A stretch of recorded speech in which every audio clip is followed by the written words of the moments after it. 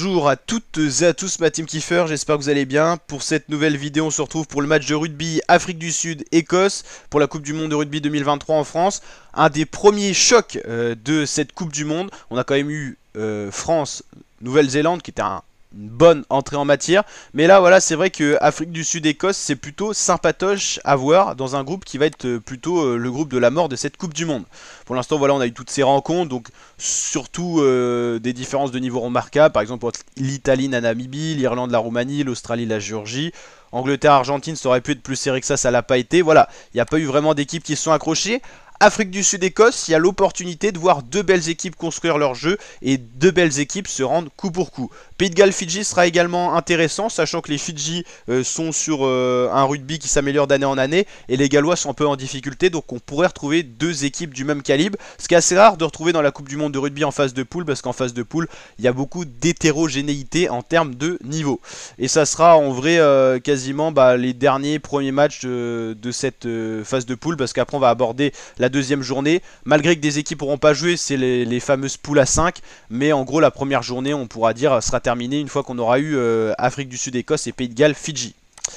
Afrique du Sud-Écosse, les Springboks qui sont les derniers tenants du titre de la Coupe du Monde 2019 qui s'était déroulée au Japon sont favoris, cote de 1,20, les Écossais cote de 5,30. Des cotes assez rapprochées qui montrent que ce match est quand même ouvert, il peut se passer des choses.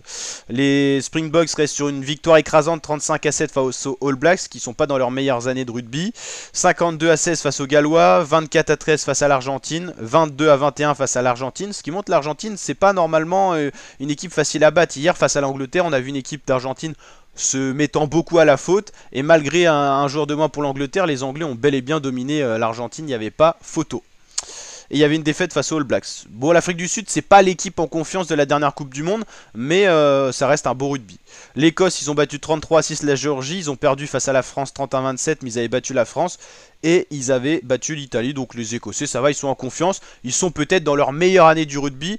Les Écossais, c'est pas non plus la plus grosse équipe dans le tournoi destination. Souvent, on avait Italie, Écosse, France au même niveau, et au-dessus, on avait Pays de Galles, Angleterre, Irlande. Ça y est, les Écossais ont quand même passé un cap, et là, ils sont quand même bien. Ils arrivent peut-être avec une des plus fortes équipes qu'ils n'ont jamais eu, pour en tout cas être dans cette poule B, la poule de la mort, parce qu'on a trois grosses têtes, Irlande, Écosse, Afrique du Sud, et on n'a que deux têtes qui peuvent sortir de chaque poule. Donc là, il y aura forcément un éliminé parmi ces équipes.